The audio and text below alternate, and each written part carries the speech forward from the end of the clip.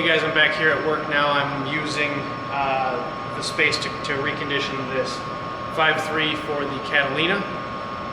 And I kind of wanted to show you guys or talk to you guys about engine honing or cylinder honing and things like that for reconditioning a engine kind of on the cheap or a budget build that you still want to have kind of a maybe put new rings in or something like that. Kind of give it a refresh but don't have the money to send it to a machine shop. So the biggest thing is you got to kind of start with a good healthy candidate, so you can't have huge nicks or pits in the cylinders, small tiny ones that might develop over time. You can usually get away with by reconditioning and honing the way that we can show you, but the best candidates are just clean cylinders that you want to just take the glaze and wear off of to recondition them and get them ready for new piston rings. So the story on this engine is I picked it up on Craigslist for a decent price, and I didn't know much about the engine. I knew that it came out of a 2001 either truck or Tahoe. It was supposed to be a 5.3, which it turned out to actually be. And unknown miles, unknown condition, just knew that the person that I bought it from said that it was a good running engine, which they all do.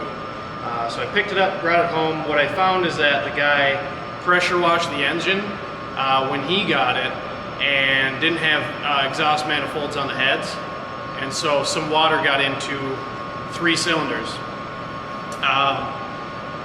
So I wasn't going to do a full rebuild on this engine. I was going to kind of do the common thing and just stab it in a car and do the junkyard thing and just drive it. But once I turned the engine over out with the spark plugs out and I saw this brown murky rusty water coming out of the spark plug holes, I knew we were going to have to tear this thing down and see what was going on if I wanted this engine to be reliable at all. So what I found when I tore the heads down and tore it off was the cylinders were in pretty good shape. I have one little tiny pinhole, or not pinhole, but little pit, and it's at the very bottom end of piston travel, and it's actually just where the oil ring meets. So I am electing not to machine it over. I'm actually going to leave this little pinhole. I talked to a friend of mine who runs a machine shop here, and he said that with that little pinhole, if you notice anything, it might be a tiny bit of oil that you burn, but it's not going to be anything kind of crazy. So what you do is, or what I like to do, is you use a stone hone to start with, and these can be pretty aggressive. You want to use some lubrication, either PB Blaster, WD-40, some tranny fluid, even a small amount of oil can help, because you don't want just raw stone on your cylinders. So you take those down, and all you're trying to do is get that shiny glaze off. You're not trying to take a bunch of material off. We're not going 20 thousandths over. We're not going crazy oversized anything with this. You're just trying to knock off that surface. You can get a pretty nice cross hatching with this, but what I like to do after that is go back at it with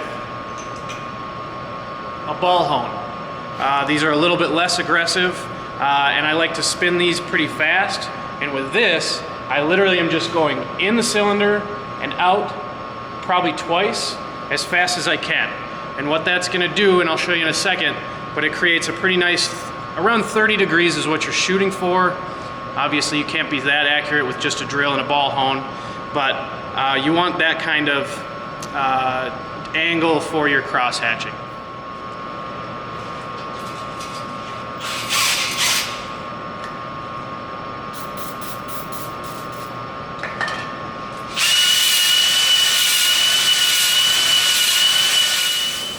Like right here, you can see some cross hatching.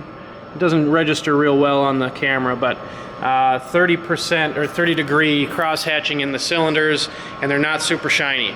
So that's what we're kind of going for, to burn those new rings in. All right, so how do we know we didn't go too far? Because it doesn't take long to get out of hand with these tools. There's a few things that you also want to do that are good practice when you're honing a cylinder. Say you do have a little nick, or like I have some ring marks right here at the top of the cylinder here. I wouldn't just sit there and hone for an extended period of time. Even if you're just trying to focus and get something out here, you want to evenly take that whole cylinder out at a time, so you don't end up with some kind of cone-shaped cylinder or something like that. You want it to be fairly even, actually super even, so have these hones moving up and down all the time. You might have a target that you're trying to get out, but you want to keep these moving at all times. You know, the most important thing for how you know you didn't go too far is going to be the measurement between the skirt of the piston and the walls of the cylinder. Engine builders usually recommend, now different engines recommend their own if you can't find that specification. The general specification is 1.5 thousandths to 3 thousandths of an inch clearance between the piston skirt and the cylinder wall.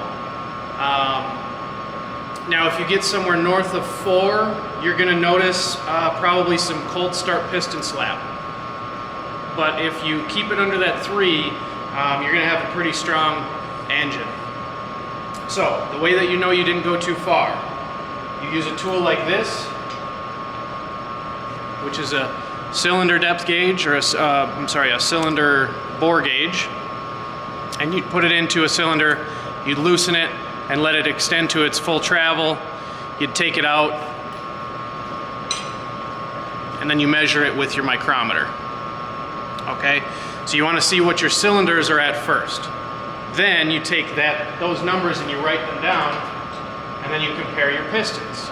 And you want to measure the skirts of your pistons with your micrometer. Choose a spot kind of in the middle of the skirt, or maybe in the lower end of your skirt of your piston, and measure that. Now the difference between those two numbers should be no more than, I would say, 3 thousandths. Again, if you run up to about 4 thousandths, you might notice a little piston slap on a cold start. Kind of a quick trick here is I set my micrometer to the max tolerance for these pistons to work, these standard pistons. So the standard piston size for this is 3 inches and 780 thousandths.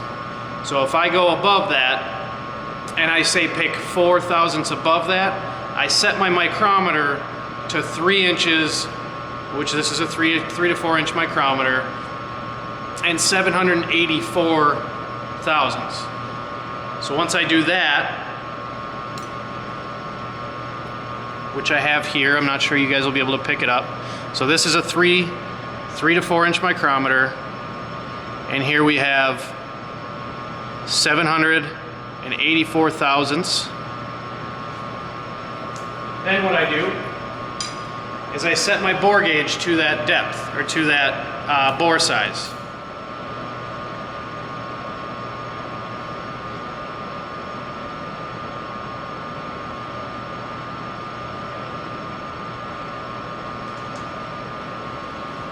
Alright, so once you have that set, then what you can do, and remember this is your max tolerance. You don't want your pistons to be able, or your cylinders to be this size. If they are exactly this size, then you need to stop or consider going to a machine shop. So I set this to my max tolerance, which is 3 inches, 784 thousandths of an inch. And then just a simple check. This is not super accurate. I recommend you check all of your cylinders to make sure that they're similar, but just a simple check before you order rings, if this is going to work,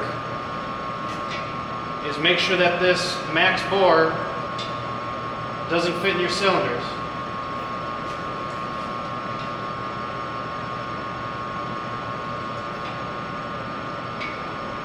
And this one fits in none.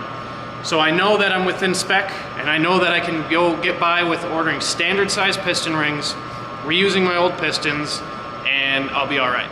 These are all within spec. I'm gonna knock this one down a little bit more, but I'm confident that I can't even feel them with my finger, they just look a little scary, so I'm just gonna take it a little bit more, and I'm gonna order some piston rings. I'm going to keep the dished pistons, I'm going to keep the 862 heads, and I'm going to rock it like that.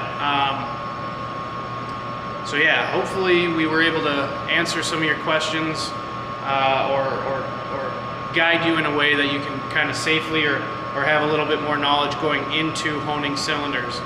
There's never a guarantee that you're gonna have a usable engine only after honing. You might find something that you have to send it to a machine shop, or you might take it too far and have to take it to a machine shop.